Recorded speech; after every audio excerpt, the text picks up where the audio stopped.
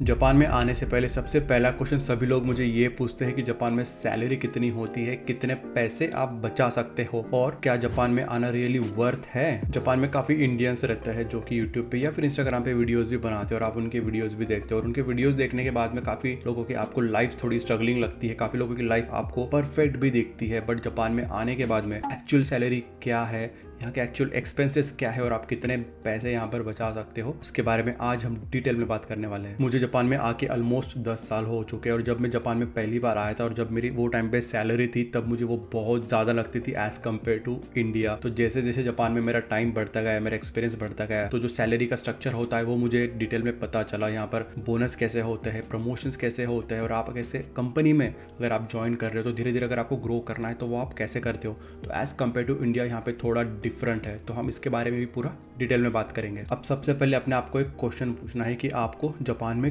क्यों आना है, आपका जापान में आने का पर्पस क्या है। अब काफ़ी लोग यहाँ पर आना चाहते हैं यहाँ का लाइफस्टाइल जीने के लिए, क्योंकि जापान का जो लाइफस्टाइल है वो as compare to India totally different है। तो अगर आप यहाँ पे लाइफस्टाइल जीने के लिए आ रहे हो ये अपने आप को पूछना है, या फिर अगर आपको यहाँ पर पैसे कमाने के लिए आना है, सेविंग्स करने के लिए आना है, यहाँ पे पैसे कमा के आपको इंडिया में पैसे भेजना है, अगर ये आपका पर्पस है तो ये आपको पहले क्लियरिटी माइंड में लाना पड़ेगा। और ये सेम क्वेश्चन मैंने अपने आप से भी पूछा था और इसका आंसर था लाइफस्टाइल। मुझे जापान में रहना है लाइफस्टाइल के लिए। I am not running after money. Of course यहाँ पे आपको सैलरी लगेंगी, आपको यहाँ पे जीना है, यहाँ के एक्सपेंसेस आपको स्पेंड करना है, तो उसके लिए of course you will need money. But मेरा यहाँ पे पर्पस है यहाँ का लाइफस्टाइल मुझे जीना है, उसके लिए जितना भी पैसा मैं अर्न कर रहा हूँ of course I am spending on that. Apart from that मेरा यहाँ पे जीने का, रहने का या काम करने का पर्पस वही है कि यहाँ के जो फैसिलिटीज़ है जो यहाँ की गवर्नमेंट प्रोवाइड करती है, कंपनी प्रोवाइड करती है, वो नेक्स्ट लेवल की है। और दूसरी बात ये है कि जापान में अगर आपकी सैलरी 3-4 लाख भी है वो काफ़ी लोगों को कम भी लग सकती है, काफ़ी लोगों को 10 लाख भी सैलरी कम लगती है, डिपेंडिंग ऑन आपका लाइफस्टाइल क्या है, आपके एक्सपेंसेस क्या है, आप कितना खर्चा यहाँ पर कर रहे हो, तो वो हिसाब से आपको जो सैलरी है वो कम ज़्यादा लग सकती है। और सबसे इम्पोर्टेंट बात ये है कि जब भी आपको जापान में जॉब मिल रहा है, आप यहाँ पे काम करने के लिए आ रहे हो, तो वो सैलरी को आप कन्वर्ट मत करो। काफ़ी लोग ये गलती करते हैं कि जो भी पैकेज होता है उसको वो INR में कन्वर्ट करते हैं और फिर उनको लगता है वाह ये तो सैलरी बहुत एज़ कम्पेयर टू इंडिया बहुत ज़्यादा है।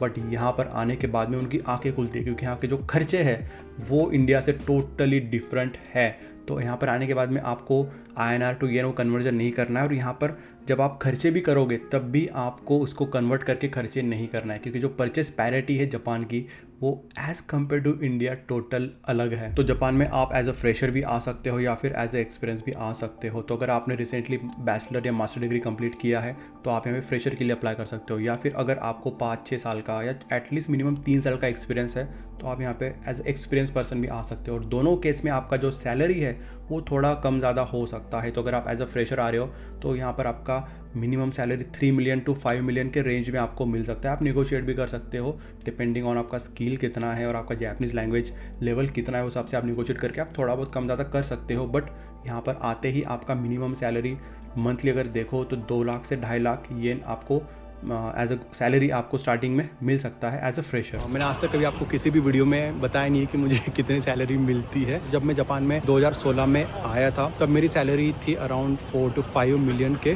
रेंज में। तो मुझे इन हैंड सैलरी तब आती थी अराउंड 2 लाख येन के आसपास मुझे इन हैंड टैक्स वगैरह सब कटा के मिल जाते थे। क्योंकि वो टाइम पे जब फर्स्ट ईयर में ऐसा होता ना कि हाउस टैक्स जो होता है, रेसिडेंस टैक्स होता है, वो देने की ज़रूरत नहीं थी। 20,000 अराउंड वो था, वो भी मुझे नहीं देना पड़ता था। और साथ ही में जो मेरा घर था वो था डॉर्मेटरी, ऑफिस ने मुझे प्रोवाइड किया था। लियो पैलेस जो होता है वो सस्ता होता है काफ़ी, तो वो भी ऑफिस ने मुझे दिया था। तो उसके भी बहुत कम थे, लाइक 20,000 येन में पे करता था सिर्फ घर के। अभी मेरे 90,000 है दोस्तों, कंपेयर देख लो कितना, 70,000 एक्स्ट्रा देना पड़ रहा है। तो टाइम पे मेरे बहुत पैसे बचते थे, अराउंड 1 लाख येन के आसपास मेरा मंथली बच जाता था। तो मुझे तब लगता था कि यार पैसे तो काफ़ी बच रहे हैं, यहाँ पे अच्छी खासी सेविंग हो जाती है। बट होता ऐसे था कि धीरे धीरे जैसे टाइम बढ़ रहा है वैसे वैसे मेरे सेविंग्स कम हो रहे थे। तो फर्स्ट ईयर में मैं घर पे पैसे भेजा करता था काफ़ी, क्योंकि जापान में अगर आप घर पे 5 लाख येन 1 साल में बेच रहे हो तो आपके जो टैक्स है उस पर नहीं लगता है। तो 5 लाख येन पे आपका टैक्स माफ़ हो जाएगा, आपको पैसे बच जाएंगे। तो मैं जितना हो सकता था सेविंग करके घर पे पैसे भेजता था। बट जब सेकंड ईयर आया तब मुझे रियलाइज़ हुआ कि काफ़ी सारे टैक्स देना पड़ता है। और जो हाउस रेजिडेंस होता है जहाँ पे मैं रहता था लियो पैलेस में, वो भी मैंने सेकंड ईयर के बाद में छोड़ दिया था। तो मैंने खुद से रेंट किया था। एक बार जब वो लियो पैलेस छोड़ देते हो, डॉर्मेटरी छोड़ देते हो कंपनी का, आप वापस जा नहीं सकते, खुद से रेंट करते हो। तो उसके बाद में फिर मेरा रेंट भी बढ़ गया, लाइक 80-90,000 मेरा रेंट घर का हो गया। साथ ही में रेजिडेंस टैक्स वो भी मुझे पे करना पड़ता था।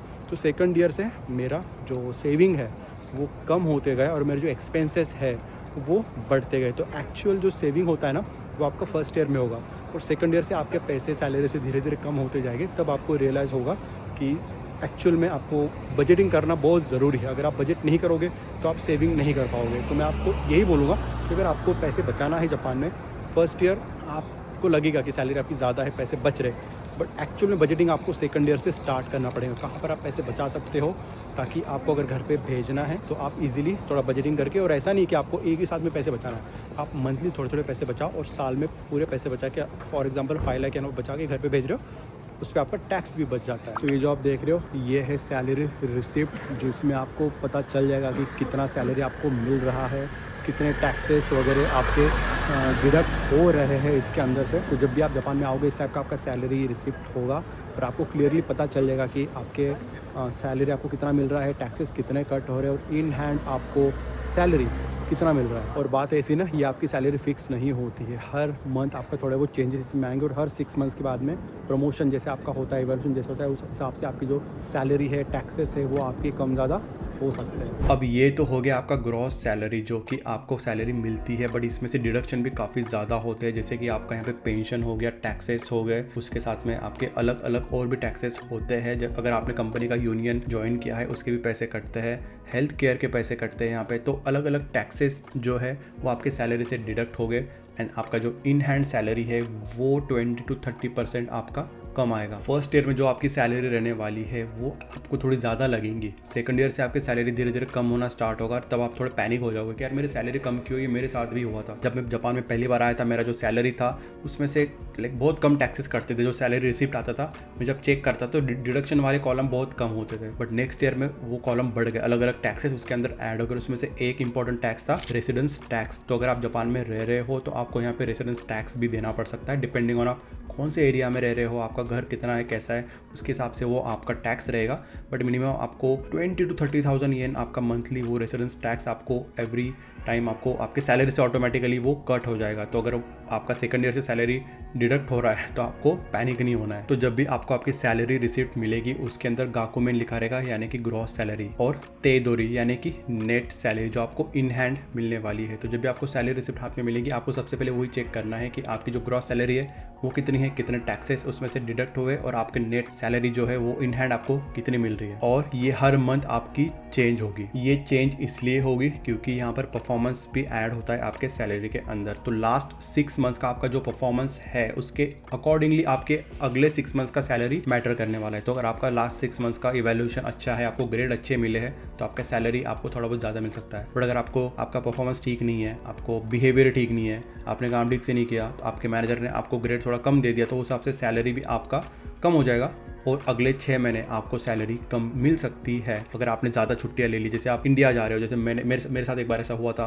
कुछ साल पहले, जब मैं इंडिया में 2 महीने का छुट्टी लेके गया था। वो टाइम पे जो मेरा काम था वो मैं नहीं किया, ऑफकोर्स मैं छुट्टी पे था। तो जो मुझे ग्रेड मिला था आने के बाद में पूरा 6 मंथ्स का, उसके अंदर 2 महीने तो मैंने छुट्टी ले ली थी, तो जो ग्रेड मिला था वो थोड़ा कम दिया था क्योंकि काम ही मैंने किया नहीं था, छुट्टी पे था। तो मेरा जो अगले 6 महीने का सैलरी था वो थोड़ा बहुत अफेक्ट हो गया था। तो ये भी आपको चीज़ें ध्यान देना पड़ेगा। और जापान में आपको सैलरी के साथ में ही बोनस भी मिलता है साल में 2 बार। हाँ, और ये जो बोनस होता है ना, ये बहुत ज़्यादा मिलता है। काफ़ी सारे कंपनी जो होती है, IT कंपनीज, यहाँ पे आपको सैलरी कम देती है बट बोनस ज़्यादा देती है। तो जब भी आप ज्वाइन करोगे, सैलरी आपको ऑफर कम करेंगे बट आपको ऐसा बोलेंगे कि हम बोनस ज़्यादा देते हैं। तो यहाँ पे आपको मिलता है समर में, जून में और दिसंबर में 2 बार आपको यहाँ पर बोनस मिलेगा, जो कि 2 से 3 मंथ्स के सैलरी के हिसाब से होता है। वो भी मैटर करने वाला है आपके परफॉर्मेंस के हिसाब से। तो आपका जो ओवरऑल 1 साल का इवैल्यूएशन रहेगा, आपको 1 साल का ग्रेड देने वाले है आपके बॉस इंटरव्यू लेने के बाद में, क्या आपने काम किया वगैरह वगैरह, और आपको एक ग्रेड देंगे। उस हिसाब से आपका जो बोनस है और कंपनी का जो परफॉर्मेंस रहा है, पूरा कितना प्रॉफिट हुआ है, वो हिसाब से आपको वो बोनस देंगे। अगर कंपनी ने अच्छा परफॉर्म किया है,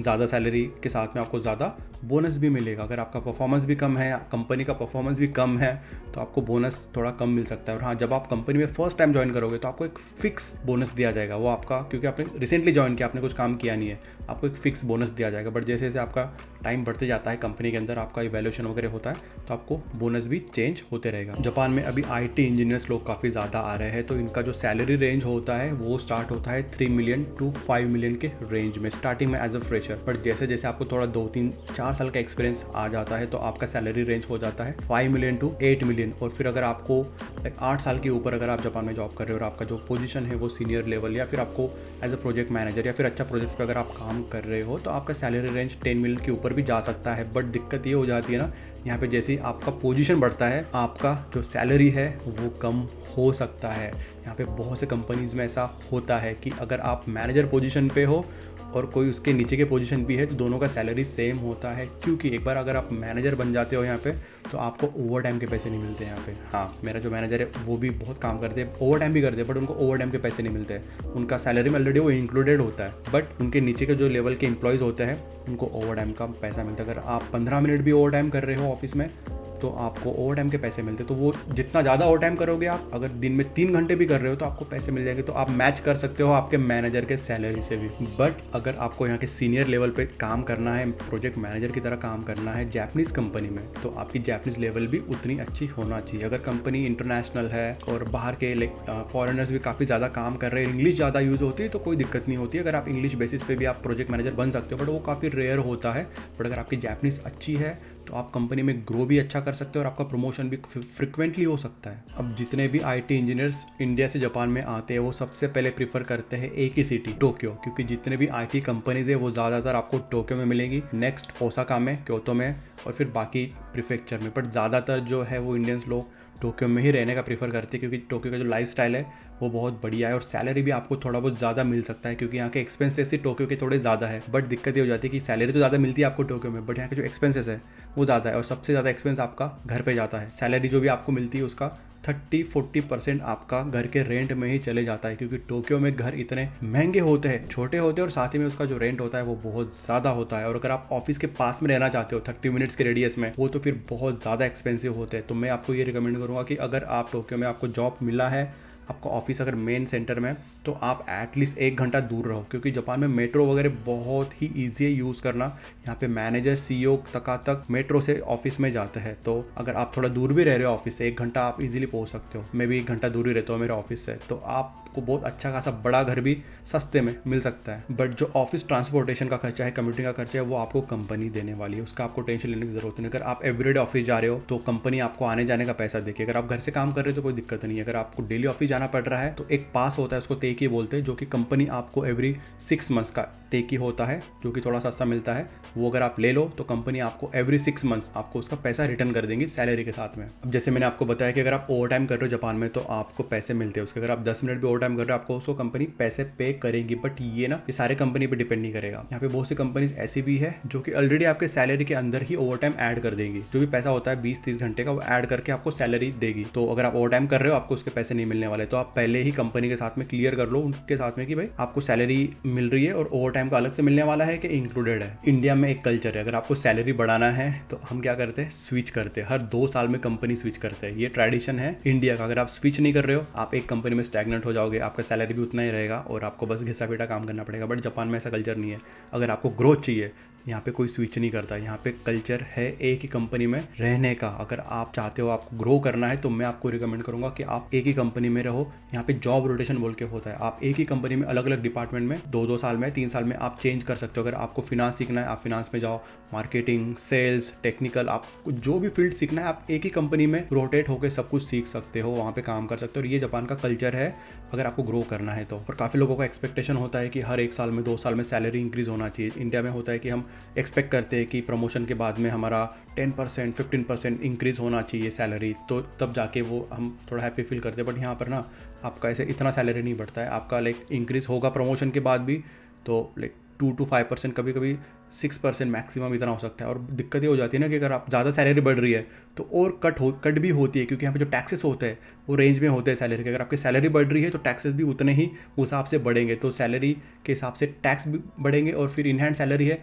वो ऑलमोस्ट आपको उतनी ही मिलेगी। बट हाँ, ऐसा नहीं है कि आपको एक ही कंपनी में रहना है, ऐसा कुछ रूल बुक में लिखा नहीं है। ये यहाँ का कल्चर है। बट हाँ, अगर आपको स्विच करना है, आप कर सकते हो।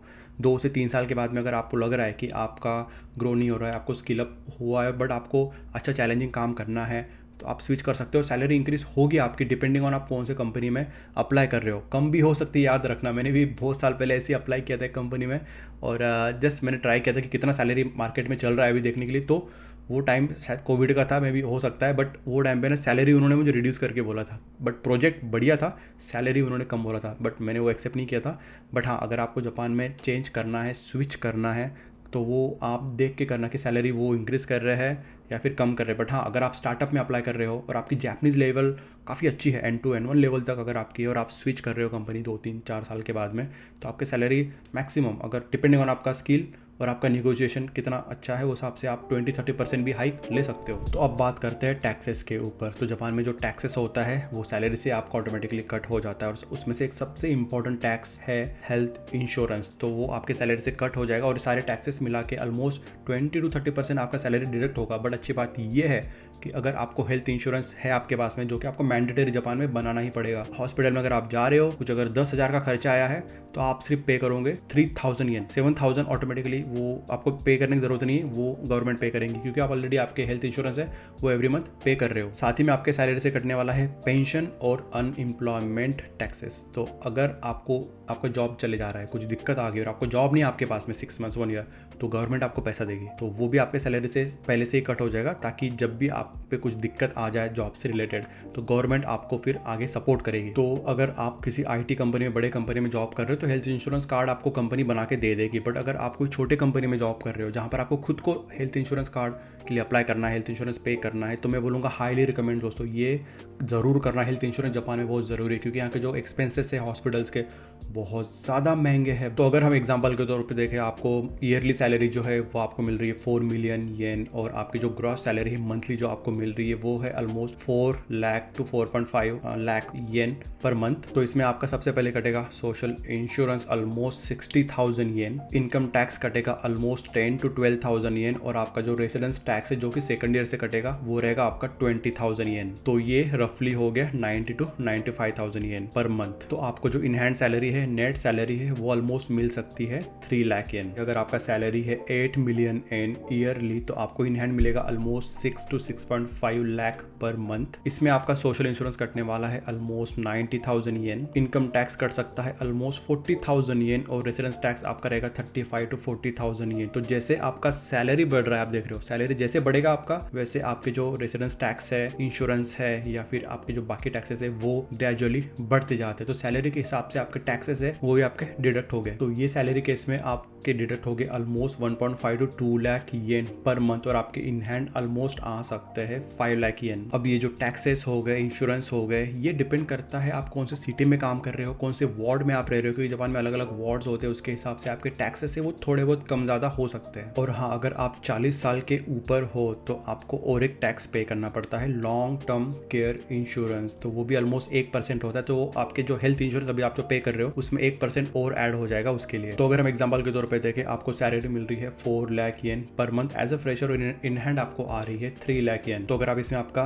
घर का रेंट, खाने पीने का खर्चा, ट्रैवलिंग का, शॉपिंग्स और बाकी यूटिलिटीज़ का खर्चा पूरा ऐड कर दो, तो वो मैं बोलूँगा कम से कम 1.5 लाख से 2 लाख येन तो आना ही आना है खर्चा, डिपेंडिंग ऑन आप कहाँ पे रह रहे हो और आपका लाइफस्टाइल कैसा है। और अगर आपका लाइफस्टाइल और भी इससे अच्छा है तो और भी अलग अलग जगह पे आपके पैसे जा सकते हैं। तो मिनिमम आपका यहाँ पे जो बचत है वो 50,000 येन, तो like you can try to save that money. 50,000 से 1 लाख येन तक आप बचा सकते हो। बट अगर आपकी लाइफस्टाइल थोड़ी और अच्छी है तो मे भी शायद ये पैसे भी बचना थोड़ा मुश्किल आपको स्टार्टिंग में लग सकता है। तो इसलिए मैंने आपको बोला था स्टार्टिंग में आपको कि ये क्वेश्चन अपने आप से पूछो कि आप जापान में क्यों आ रहे हो, सेविंग करने के लिए आ रहे हो या फिर यहाँ पे लाइफस्टाइल जीने के लिए आ रहे हो। क्योंकि आपको 3 लाख येन भी यहाँ पे कम लग सकता है, आपको 10 लाख येन भी यहाँ पे कम लग सकता है, डिपेंडिंग ऑन आपका लाइफस्टाइल कैसा है। आप 3 लाख येन में भी बहुत अच्छे खासे पैसे यहाँ पे बचा सकते हो। अगर आप शेयर हाउस में रह रहे हो, 2 दोस्त मिलके यहाँ पे साथ में एक अपार्टमेंट लेके उसमें 2 रूम शेयर कर रहे हो, उसमें भी आप पैसा बचा सकते हो। घर पे कुकिंग करो, उसमें आप पैसा बचा सकते हो। इंटरनेट भी यहाँ पे आपको घर पे इंस्टॉल करोगे तो आप वाईफाई और सिम कार्ड कोलैब करके साथ में ले लो, तो वो भी आपको काफ़ी सस्ता गिरेगा। कुछ कंपनीज ऐसी है जो कि बहुत ही सस्ता इंटरनेट प्रोवाइड करती है, थोड़ा स्लो रहेगा बट बहुत सस्ता रहने वाला है, तो वो भी आप ले सकते हो। तो ऐसे अलग अलग यहाँ पे प्रोसीजर्स है या टेक्निक्स है जिससे आप बहुत पैसे मंथली बचा सकते हो। तो 3 लाख इनमें भी आप अच्छा सेविंग करके इंडिया में पैसा भेज सकते हो।